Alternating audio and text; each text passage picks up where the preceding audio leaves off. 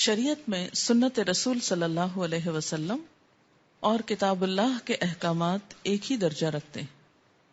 ان ابی ہریرہ وزید بن خالد الجہنی انہما قالا ان رجلا من الاعراب اتى رسول اللہ صلی اللہ علیہ وسلم فقال یا رسول اللہ انشدک اللہ الا قضیت لی بکتاب اللہ فقال الخصم الآخر وهو افقہ منہ نعم فاقض بیننا بکتاب اللہ وأذن لی فقال رسول اللہ صلی اللہ علیہ وسلم قل قال ان ابنی کان عسیفا علی هذا فزنا بامرأته وانی اخبرت ان علی ابنی الرجم فافتدیت منہ ب100 شاة ووليدة فسألت اہل العلم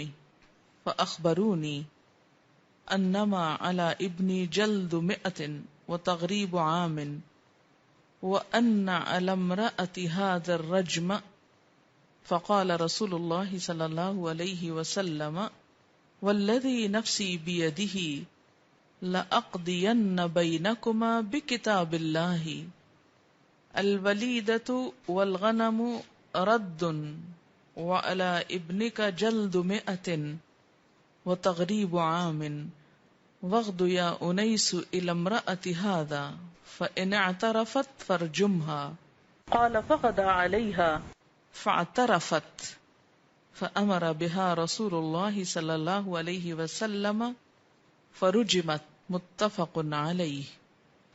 حضرت ابو ہریرہ رضی اللہ تعالی عنہ اور حضرت زید بن خالد جہنی رضی اللہ عنہ سے روایت ہے کہ ایک دیہاتی رسول اللہ صلی اللہ علیہ وسلم کی خدمت میں حاضر ہوا اور عرض کیا یا رسول اللہ صلی اللہ علیہ وسلم میں آپ کو اللہ کی قسم دیتا ہوں کہ میرا فیصلہ کتاب اللہ کے مطابق کیجیے۔ مقدمے کا دوسرا فریق زیادہ سمجھدار تھا، اس نے عرض کیا ہاں یا رسول اللہ صلی اللہ علیہ وسلم ہمارے درمیان کتاب اللہ کے مطابق ہی فیصلہ فرمائیے، لیکن مجھے بات کرنے کی اجازت دیجیے۔ آپ نے فرمایا اچھا بات کرو۔ اس نے عرض کیا میرا بیٹا اس شخص کے گھر نوکر تھا، اس نے اس کی بیوی سے زنا کیا، لوگوں نے مجھ سے کہا تیرے بیٹے کے لیے رجم کی سزا ہے، میں نے اس کے بدلے 100 بکریاں صدقہ کی اور 1 لونڈی ادا کی۔ پھر میں نے علماء سے پوچھا تو انہوں نے کہا تیرے بیٹے کے لیے 100 کوڑوں کی سزا اور 1 سال کی جلاوطنی ہے، اور فریق ثانی کی بیوی کے لیے سنگساری کی سزا ہے۔ رسول اللہ صلی اللہ علیہ وسلم نے فرمایا اس ذات کی قسم جس کے ہاتھ میں میری جان ہے، میں تمہارے درمیان کتاب اللہ کے مطابق ہی فیصلہ کروں گا۔ اور فریق اول کو حکم دیا کہ اپنی بکریاں اور لونڈی واپس لے لو، تمہارے بیٹے کے لیے 100 کوڑے اور سال تک جلاوطنی کی سزا ہے۔ پھر ایک صحابی حضرت انیس کو حکم دیا کہ تم کل اس عورت سے جا کر پوچھو، اگر وہ زنا کا اقرار کرے تو اسے سنسار کر دو۔ حضرت انیس اگلے روز گئے، عورت نے اقرار کیا تو نبی صلی اللہ علیہ وسلم کے حکم سے وہ سنسار کر دی گئی۔ اسے بخاری اور مسلم نے روایت کیا ہے۔ اس میں آپ دیکھیے کہ قرآن پاک میں کہیں بھی نہیں لکھا ہوا کہ شادی شدہ زانی کی سزا سنسار کرنا ہے، لیکن آپ صلی اللہ علیہ وسلم کا فیصلہ جو تھا اس کے مطابق عمل ہوا۔ تو اس سے کیا پتہ چلتا ہے کہ اسلامی قانون میں آپ صلی اللہ علیہ وسلم کا حکم ایسا ہی ہے جیسے قرآن کا حکم ہو۔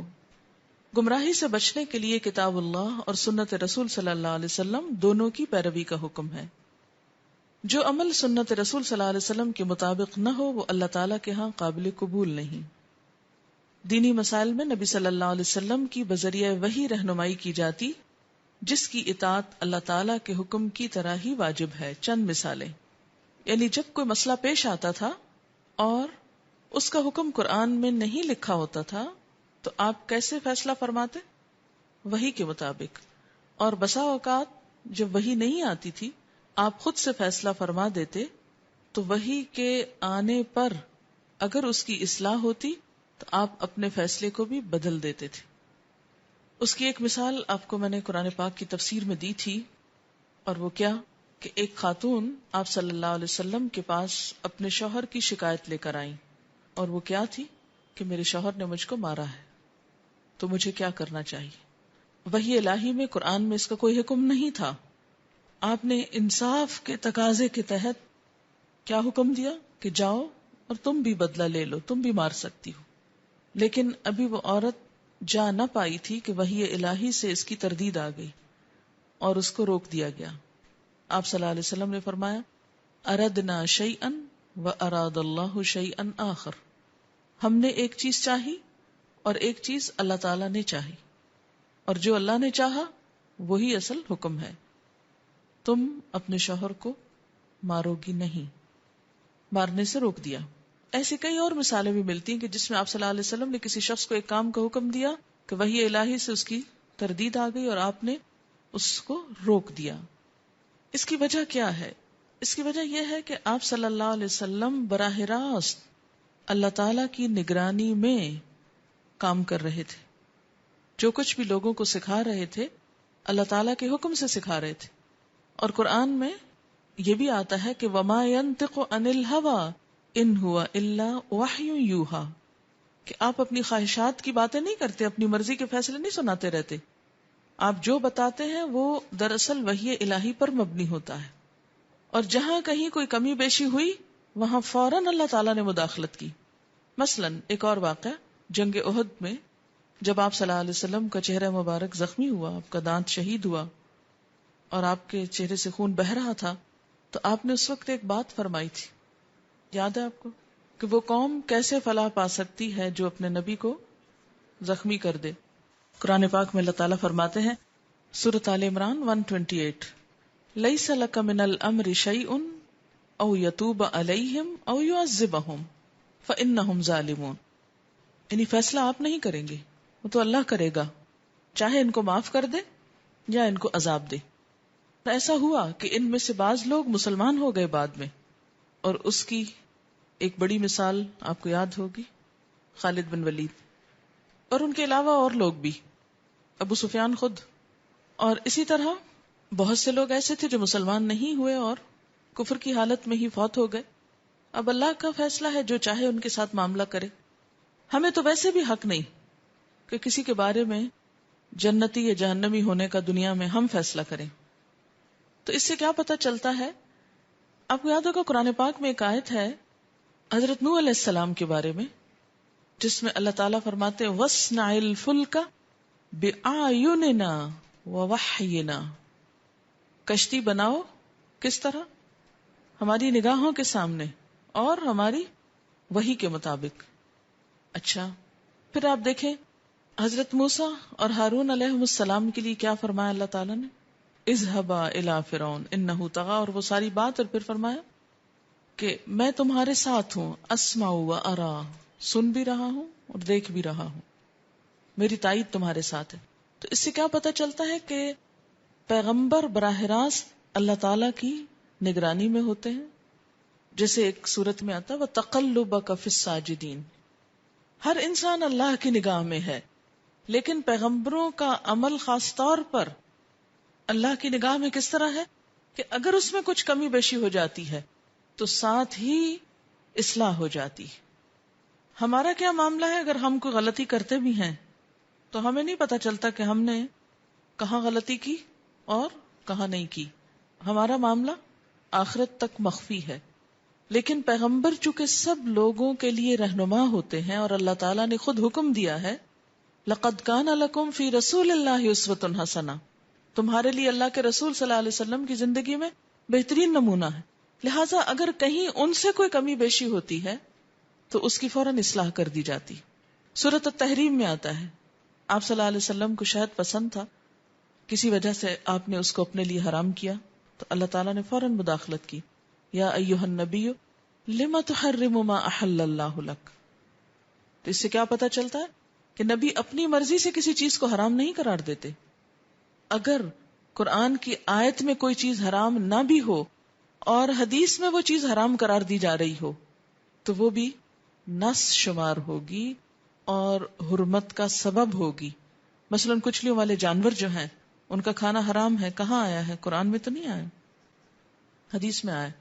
تو ایسی تمام چیزیں جو آپ صلی اللہ علیہ وسلم نے حرام کی اور اس کی تردید میں کوئی آیت یا کوئی اللہ تعالی کی طرف سے حکم نہیں آیا، تو اسلامی شریعت میں، اسلامی قانون میں اس کو بھی حرام مانا جائے گا. اور جس کو آپ نے حلال قرار دیا، خواہ قرآن میں اس کا ذکر نہ بھی ہو، اسے حلال قرار دیا جائے گا.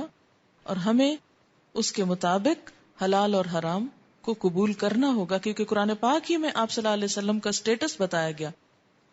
الاعراف 157 میں آتا ہے یأمرہم بالمعروف، وہ ان کو نیکی کا حکم دیتا ہے، وینہاہم عن المنکر. آپ نے یہ کیا تھا نا کہ نہیں کیا تھا؟ آپ صلی اللہ علیہ وسلم کے فرائض میں سے یہ تھا نا، کیا؟ نیکی کا حکم دینا، برائی سے روکنا. وَيُحِلُّ لَهُمُ الطَّيِّبَاتِ، ان کے لیے پاکیزہ چیزیں حلال کرتے ہیں. وَيُحَرِّمُ عَلَيْهِمُ الْخَبَائِثِ، اور ناپاک چیزیں ان کے لیے حرام کرتے ہیں. وَيَدَعُ عَنْهُمْ إِسْرَهُمْ، اور ان سے ان کے بوجھ ہٹاتے ہیں جو پابندیاں خود سے لوگوں نے لگا رکھی تھی. وَالْأَغْلَالِ، اور طوق، الَّتِي كَانَتْ عَلَيْهِمْ، وہ جو ان کے اوپر جکڑے ہوئے تھے. تو اس سے کیا پتہ چلتا ہے کہ پیغمبر کے منصب میں ہے یہ بات، اور اس کو حق دیا گیا ہے کچھ چیزوں کو حلال کرنے کا اور کچھ کو حرام کرنے کا. اور یہ صرف قرآن میں نہیں، قرآن کے علاوہ بھی ہے.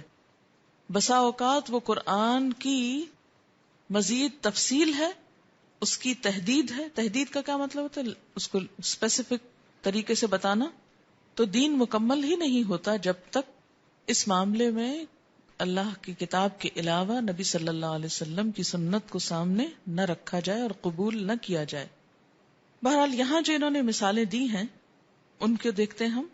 ان جابر ابن عبداللہ یقول مرضت فجاءنی رسول اللہ صلی اللہ علیہ وسلم یعودنی وابو بکر وہما ماشیان فاتانی وقد اغمی علی فتودع رسول اللہ صلی اللہ علیہ وسلم ثم صب وضوءه علی فافقت فقلت یا رسول اللہ وربما قال سفیان فقلت ای رسول اللہ کیف اقضی فی مالی کیف اصنع فی مالی قال فما اجابنی بشیء حتی نزلت آیت المیراث. رواہ البخاری. حضرت جابر بن عبداللہ کہتے ہیں کہ میں بیمار ہوا تو رسول اللہ صلی اللہ علیہ وسلم اور حضرت ابو بکر صدیق رضی اللہ تعالی عنہ عیادت کے لیے تشریف لائے. میں بے ہوش تھا. آپ صلی اللہ علیہ وسلم نے وضو کیا اور وضو کا پانی مجھ پہ ڈالا جس سے میں ہوش میں آ گیا. میں نے عرض کیا یا رسول اللہ صلی اللہ علیہ وسلم، ایک بار حضرت سفیان نے آپ سے پوچھا تھا کہ میں اپنے مال کا کیا فیصلہ کروں. پھر حضرت سفیان نے بتایا کہ آپ صلی اللہ علیہ وسلم نے اس وقت تک کوئی جواب نہ دیا جب تک کہ میراث کی آیت نہ اتری. اسے بخاری نے روایت کیا. یعنی بعض اوقات کیا ہوتا تھا کہ جب کسی خاص چیز کے بارے میں آپ کوئی حکم نہیں جانتے ہوتے تھے، جو خاص قانونی قسم کا حکم ہوتا تھا، تو اپنے رائے سے یا اپنی مرضی سے لوگوں کو کچھ نہیں بتاتے تھے. آپ جو کچھ بتاتے اپنے خاص علم کی بنا پر بتاتے، اور جس بارے میں کوئی خاص علم نہیں ہوتا تھا اس میں خاموشی اختیار کرتے. اس کی ایک تو مثال یہی ہے. ایک اور مثال بھی ہے جو میں آپ کو پہلے بتا چکی ہوں. آپ کو یاد نہیں ہوگا 28واں پارہ کہاں سے شروع ہوتا ہے؟ قد سمع اللہ قول التی تجادلک فی زوجہا. اللہ نے سن لی اس عورت کی بات جو تم سے اپنے شوہر کے بارے میں جھگڑ رہی تھی. وتشتکی الی اللہ، اللہ سے شکایت کر رہی تھی، اپنے شوہر کی شکایت اللہ سے کر رہی تھی. یہ حضرت خولہ کے بارے میں آیات نازل ہوئی ہیں نا، جن کے شوہر نے ان سے زہار کر لیا تھا. ٹھیک، اس سے پہلے اسلام میں زہار کے بارے میں کوئی حکم موجود نہیں تھا. وہ عورت آپ کے پاس آتی ہے اور جھگڑتی ہے اور روتی ہے اور شکایت کرتی ہے کہ میرے ساتھ یہ ظلم ہوا ہے کہ اس عمر میں میرے شوہر نے مجھے اس طریقے سے طلاق دے دی ہے. یہ طلاق کا ایک طریقہ ہے جس میں صریحاً الفاظ استعمال نہیں ہوتے طلاق کے، لیکن کنایتاً ہوتے ہیں. تو آپ صلی اللہ علیہ وسلم کیا فرماتے کہ میں تمہارے اس مسئلے کے بارے میں کوئی حکم کتاب اللہ میں نہیں پاتا، میں اس کے بارے میں کچھ نہیں جانتا.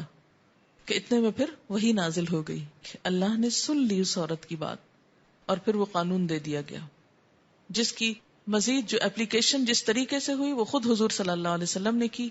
اللہ تعالیٰ نے زہار کا قانون اتارا، فرمایا والذین یظاہرون من نسائہم، وہ مرد جو اپنی عورتوں سے زہار کرتے ہیں، ثم یعودون، پھر لوٹ آتے ہیں، یعنی اپنی غلطی کا اعتراف کر لیتے ہیں اور رجوع چاہتے ہیں، لما قالو، جو انہوں نے کہا اس کو واپس لینا چاہتے ہیں، ہے ایک بات ہی جو منہ سے نکلی ہے، اب اس بات کو پلٹانا چاہتے ہیں، تو اس کے لیے جرمانہ دینا پڑے گا. کیا؟ فتحریر رقبۃ، ایک گردن آزاد کرنا، ایک غلام آزاد کرنا، من قبل ان یتماسا، اس سے پہلے کہ دونوں ایک دوسرے کو ہاتھ لگائیں، کیونکہ عورت حرام ہو چکی. ذالکم توعظون بہ واللہ بما تعملون خبیر، فمن لم یجد، جس کو گردن نہ ملے، فصیام الشہرین متتابعین، 2 مہینے لگاتار روزے رکھے. من قبل ان یتماسا مذاق ہے، اور یہ کنایتاً عورت کو اپنے سے الگ کرنے کا انداز ہے. پھر فرمایا فمن لم یستطع، جو روزے نہ رکھ سکے، فاطعام 60 مسکینا، 60 مسکینوں کو کھانا کھلائے.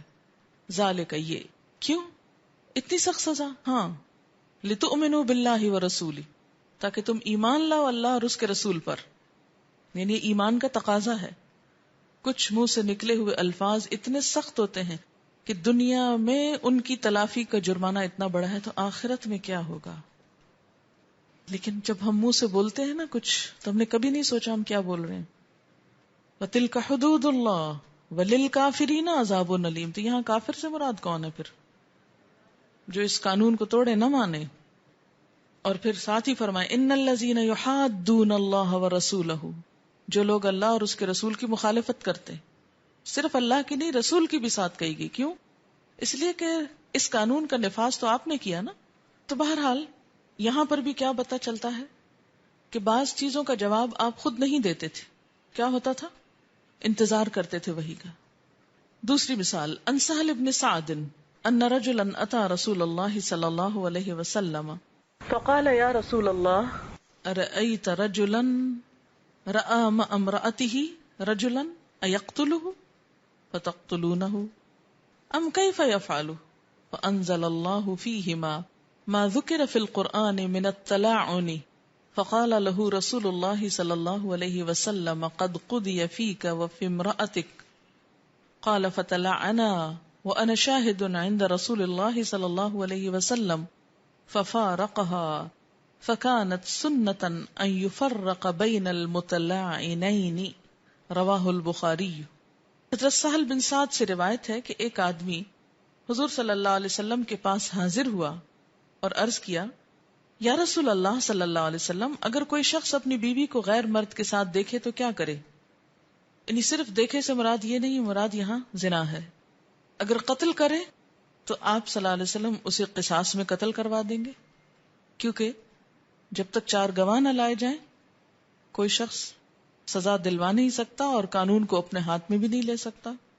اور دوسروں کے معاملے میں تو انسان خاموش ہو سکتا ہے اگر وہ قانون کا تقاضا نہیں پورا کرتا، مگر اپنی بیوی کے معاملے میں کون صبر کر سکتا ہے؟ کہا کہ یا رسول اللہ صلی اللہ علیہ وسلم، اگر وہ قتل کر دے گا تو آپ اس کو قتل کر دیں گے. پھر آخر کیا کرے؟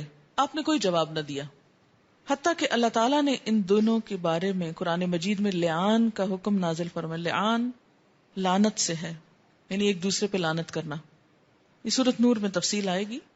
تب رسول اللہ صلی اللہ علیہ وسلم نے اس شخص سے فرمایا تیرا اور تیری بیوی کا فیصلہ ہو گیا. چنانچہ دونوں نے لعان کیا. راوی کہتے ہیں میں اس وقت نبی صلی اللہ علیہ وسلم کے پاس موجود تھا، تب سے یہ سنت جاری ہوئی کہ لعان کرنے والے میاں بیوی میں جدائی کرا دی جائے. ٹھیک. اب قرآن پاک میں جو لعان کا قانون ہے اس کو دیکھتے سورۃ النور نکالی 18ویں پارے میں آیت نمبر 6. والذین یرمون ازواجہم، وہ لوگ جو اپنی بیویوں پر الزام دھرتے ہیں، ولم یکن لہم شہداء، اور ان کے لیے گواہ نہیں ہوتے، الا انفسہم، مگر خود ہی. فشہادت احدہم 4 شہادات باللہ، تو ان میں سے ایک کی گواہی 4 گواہیوں کی طرح ہوگی اللہ کے نام کے ساتھ، یعنی 4 دفعہ قسم کھائیں انہ لمن الصادقین، کہ وہ سچے ہیں. والخامسۃ، اور 5ویں دفعہ ان لعنت اللہ علیہ، کہ اللہ کی لعنت ہو اس پر، یعنی مرد پر، ان کان من الکاذبین، اگر وہ جھوٹوں میں سے. وَيَدْرَأُ عَنْهَا الْعَذَابَ، اور ہٹا لے گی اپنے سے سزا کو. ان تشہد 4 شہادات باللہ، اگر وہ 4 دفعہ اللہ کے نام کی قسم کھا لے گی کہ میں نے گناہ نہیں کیا. انہ لمن الکاذبین، کہ وہ جھوٹوں میں سے ہے، مرد نے جھوٹی بات کہی ہے. والخامسۃ، اور 5ویں دفعہ کیا کہے گی؟ ان غضب اللہ علیہا، کہ اللہ کا غضب ہو اس عورت پر. ان کان من الصادقین، اگر مرد سچوں میں سے. بس قرآن نے صرف اتنی بات کی، اس سے آگے یہ نہیں بتایا کہ اس کے بعد وہ شوہر اور بیوی بعد میں اکٹھے بھی رہیں گے کہ نہیں. وہ کس نے بتایا؟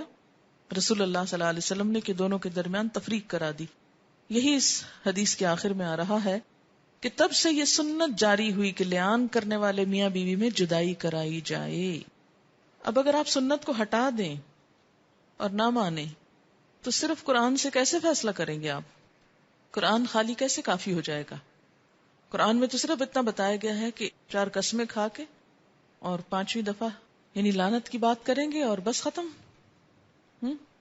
لیکن اس کے بعد کیا وہ اکٹھے بھی رہیں گے کہ نہیں؟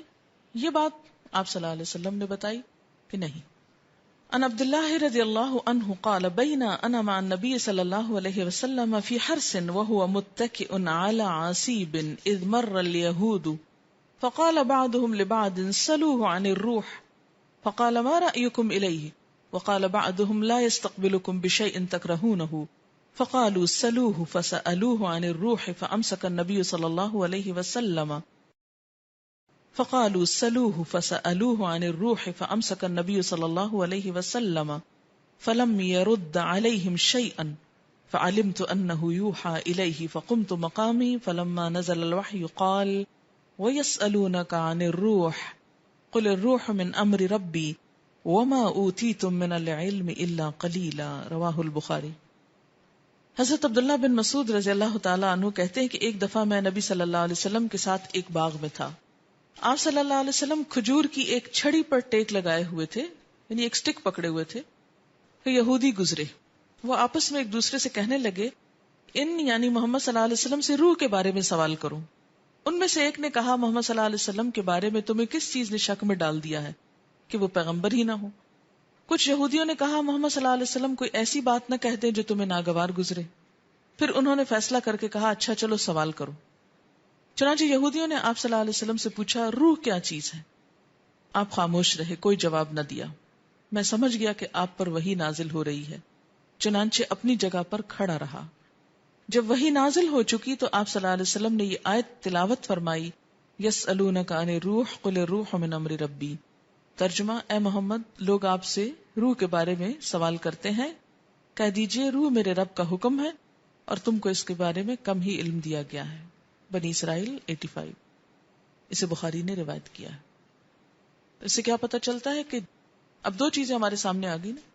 ایک کیا کہ جس چیز کے بارے میں آپ کو علم نہیں ہوتا تھا آپ خاموشی اختیار کرتے اور وحی کے ذریعے جواب آتا. دوسرا یہ کہ اگر آپ اپنے اجتہاد سے کوئی فیصلہ کر دیتے تو بسا اوقات اس کو وحی الہی سے تائید ہو جاتی اور بسا اوقات اس کی تردید ہو جاتی. اگر تردید ہو جاتی تو آپ اپنی رائے کو بدل لیتے تھے.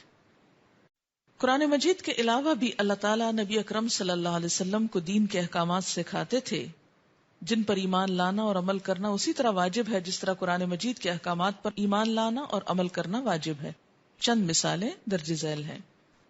ان انس ان النبی صلی اللہ علیہ وسلم قال ان اللہ وضع عن المسافر نصف الصلاة والصوم وعن الحبلى والمرضع.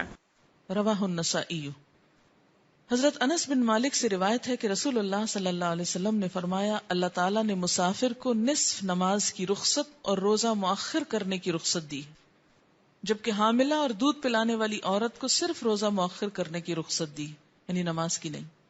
اسے ابو داؤد، احمد، نسائی، ترمذی اور ابن ماجہ نے روایت کیا ہے. تو اس سے کیا پتہ چلتا ہے کہ قرآن پاک میں تو صرف مسافر اور مریض کا حکم ہے. اب دودھ پلانے والی عورت کو مریض تو نہیں ہوتی نا، اور اسی طرح حامل بھی ضروری نہیں کہ مریض ہو. تو ایسی صورت میں پھر کیا ہے؟ کہاں سے پتہ چلے گا؟ اور اگر آپ نہیں حدیث مانے تو آپ پھر روزہ رکھا کیجئے. اچھا، بہت سے لوگ یہ شکایت کرتے ہیں نا کہ حدیث پڑھ کے دین مشکل ہو جاتا ہے.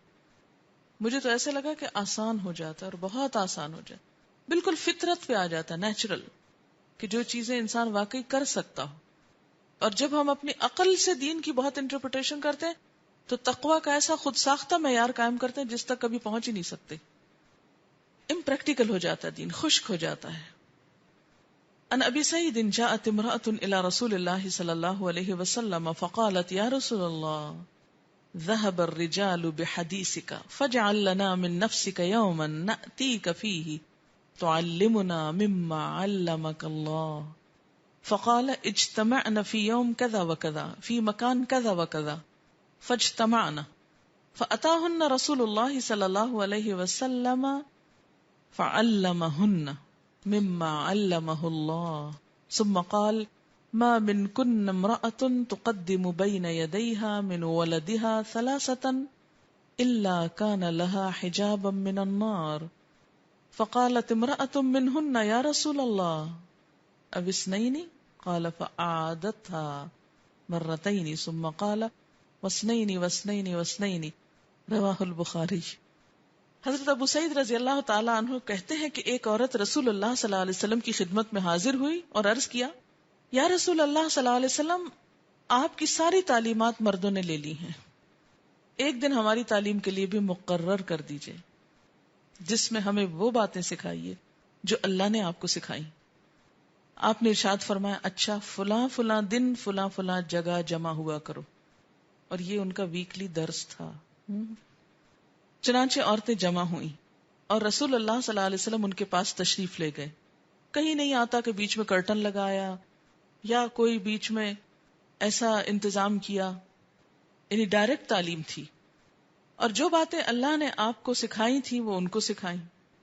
اچھا بعض لوگوں کو جب یہ بات میں نے بیچ میں ایسی ایک جملہ معترضہ بول دیا، یہ جواب معترضین بول دیا کہ اور جگہوں کے برعکس ہم جب بھی کسی اسکالر کو اسلام آباد میں بھی یا یہاں بلاتے ہیں تو بیچ میں ایک ان نیچرل قسم کا ہنڈرنس کھڑا نہیں کرتے. جس کو حجاب کرنا ہے وہ اپنا حساب خود کر لے، کیونکہ بازار میں بھی جب آپ جاتے ہیں تو اپنے ارد گرد کوئی ایسی چیز تان کے نہیں جاتے کہ کسی کی نظر آپ پہ پڑے ہی نہ. اور یہ ہے کہ ہر شخص اپنی نگاہوں کی، اپنے بیہیویئر کی خود حفاظت کرے، اور جس نے نہیں کرنا وہ یہاں کیا باہر بھی کہیں بھی نہیں کر سکتا، اور جس نے کرنا ہے وہ اللہ کا خوف اسے ہر جگہ ہی سیدھا رکھے گا. تو کوئی خاتون آئی اور انہوں نے مجھ سے بہت زیادہ جھگڑا کیا اس معاملے میں کہ آپ بہت گناہ کا کام کر رہی ہیں کہ آپ مرد اسکالرس کو بلا لیتی ہیں اور سامنے بٹھا دیتی ہیں. اور تو میں نے کہا کہ اگر آپ کو گناہ لگتا ہے تو آپ نہ سننے آیا کیجیے. کہنے لگے نہیں آپ بیچ میں کرٹن لگایا کہ. میں نے کہا کہ اس طرح تعلیم نہیں ہو سکتی، اور کہیں بھی سنت سے ایسی کوئی چیز ثابت نہیں ہے. ایون یہ کہ مسجد نبوی تک میں کوئی ایسی چیز نہیں تھی، خواتین اپنے حجاب کا خود انتظام کرتی تھیں. یہ خود ساختہ ٹھیک ہے، آپ یہ کہہ سکتے ہیں کہ بہت اچھا ہے، بہت بہتر ہے، بہتر آپ کہہ سکتے ہیں، لیکن میرے نزدیک وہ زیادہ بہتر ہے جو نبی صلی اللہ علیہ وسلم کی سنت ہے. آپ نے خود نہیں کیا. کہنے لگی آپ ان کی مثال کیوں دیتی ہیں، وہ تو اللہ کے رسول تھے اور اتنے بلند مرتبہ تھے اور امت کے باپ تھے اور یہ تھے. میں نے کہا پھر آپ کو یہ حکم دینا چاہیے تھا کہ میں تو ہوں باپ، اور یہ جو باقی لوگ ہیں یہ اگر کبھی ایسا کوئی موقع آئے تو بیچ میں کرٹن ڈال کے پھر یہ بات کیا کریں. آپ نے تو کسی صحابی سے بھی یہ نہیں کہا. اور عید کے موقع پر بخاری میں بار بار وہ روایت آتی ہے کہ جب آپ نے عورتوں کو الگ جا، کیونکہ مائک کا انتظام تو نہیں تھا ان دنوں میں، تو مردوں کو خطبہ دینے کے بعد پھر عورتوں کے پاس الگ طور پر تشریف لائے، کیونکہ اجتماع بڑا تھا. تو آپ کے ساتھ حضرت بلال بھی تھے، اور جب آپ نے خطبہ عورتوں کو سکھایا تو آپ نے یہ نہیں کیا کہ آپ خود تو سامنے اور بلال کو کہیں تم ذرا باہر جا کے کھڑے ہو جاؤ کیونکہ یہاں پردے کا کوئی انتظام نہیں ہے. ایسا ان نیچرل دین جو ہے وہ وہاں سے نہیں آیا.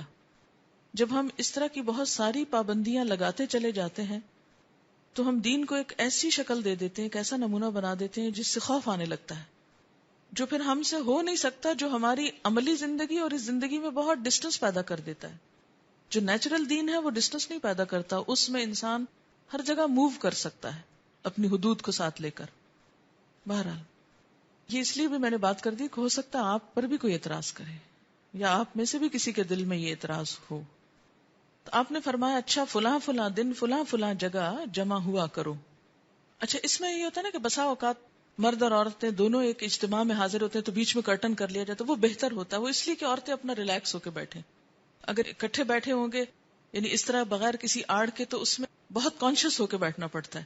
لیکن اگر مردوں اور عورتوں کے جیسے اجتماع اکٹھا اور بیچ میں کرٹن ہو دونوں کو سیپریٹ کرنے کے لیے، تو یہ ایک پسندیدہ صورتحال ہے تاکہ دونوں اپنا اپنا اطمینان سے بیٹھے رہیں. اچھا جناب.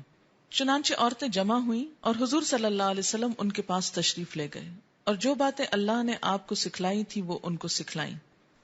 پھر فرمایا تم میں سے جو عورت اپنے 3 بچے آگے بھیج چکی ہے یعنی فوت ہو چکے ہیں تو قیامت کے روز وہ بچے صبر کرنے پر اس کے لیے جہنم سے رکاوٹ بنیں گے.